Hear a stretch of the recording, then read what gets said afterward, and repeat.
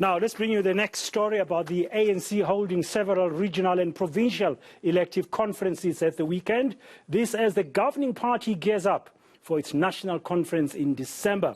The key decision at that meeting will be if President Matamela Cyril Ramaphosa will be elected for a second term. Let's discuss the significance of the past weekend's conferences with political analyst Kgothatso Shai.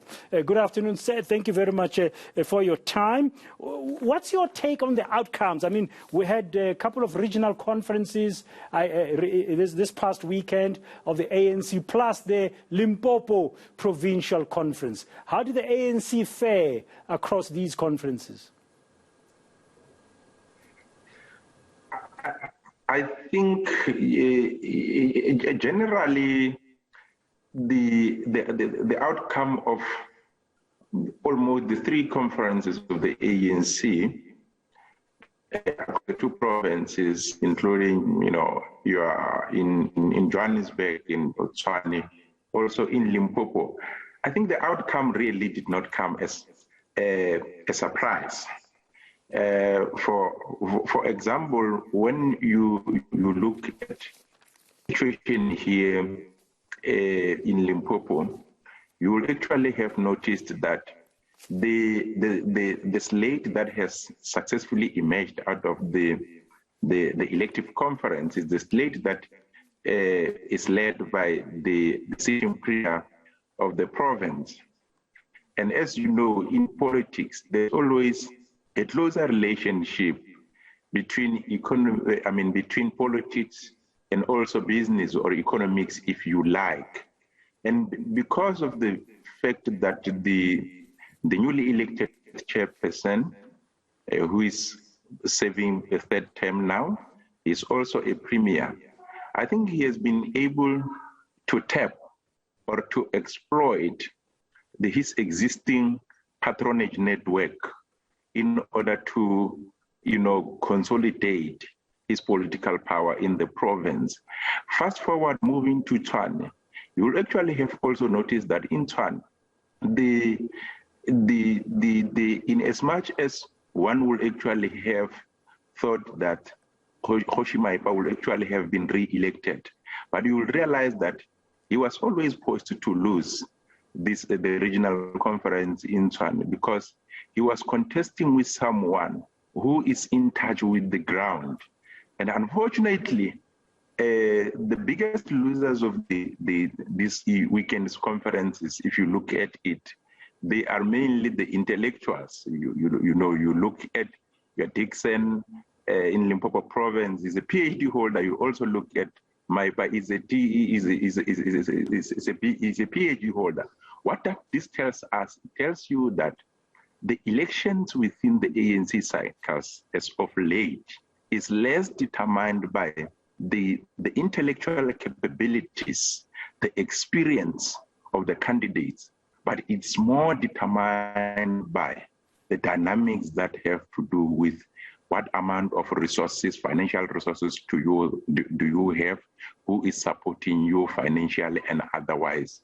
Because really, there is just a lot of activities, including, assembling of these branch general meetings en route to the national and also regional conferences. Yeah. And all those activities involves a lot of money. Yeah. The other loser, would you agree, I've seen some comments about it, would be the women members of the ANC. Because that 50-50 gender balance does not seem to be coming through. All these regional structures and provincial structures are very much male-dominated. Yes, I think you also, again, for some of us who have been monitoring electoral patterns and trends within the ANC, this does not come as a surprise. You will actually have heard that in the case of Johannesburg, it is for the first time that they had a female candidate vying for the position of a regional chairperson. But at least when you look on the other side of Limpopo, you will realize that in terms of the top 5 newly elected officials, the females are dominating. But I think we need to think beyond the issue of gender, we need to ask ourselves, if you are elected as a woman, are you going to serve or stand for the women's agenda? Because the greatest challenge in terms of the transformation of our political landscape, not only in South Africa, but also in the ANC, is that women themselves, they don't support one another. This is the great challenge that we have, because these male leaders that we have, they are voted by women comrades or women political activists. Yeah. So this very same woman, they seem to be, pliable to the whole tendency of giving preferential treatment during elections to their male counterparts as compared to their female fellows. No. Just overall, the timing, nobody is, there's two things here. The allegations by Arthur Fraser, the criminal conduct against the president in terms of that crime of the money stolen in Palapala in 2020. The president sort of addressing it and talking about things that are not really related to it, because the questions still remain. But the timing, people will say, yeah, this is interesting timing, because we know, Arthur Fraser himself has got his own issues. But all of this is like pointing to an intensification of battles ahead of December. Yes, indeed. I think in his first public appearance yesterday in Limpopo province, when he came to close the provincial conference of the ANC, I think really Ramaphosa has failed to take not only the ANC into his confidence. That is a challenge, because he acknowledges that indeed there was a robbery that has happened. But you see, he is evading public accountability by simply saying, no, because this matter is under investigation, I'm not going to reveal much. But at least what he could actually have done is to say, it's not enough to simply say the money is less that was robbed at his farm.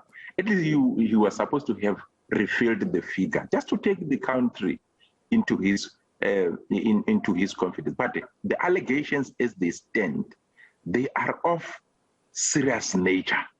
And, for such allegations to be facing Ramaphosa, someone who has been leading the corruption crusade, it is also a concern for all of us as South Africans, and also the ANC in particular, in terms of who should we trust in the ANC's cycles, because it looks like almost each and every leader has got his or her hands in the cuckoo jar. And this is really concerning in terms of the future of our democracy as a country.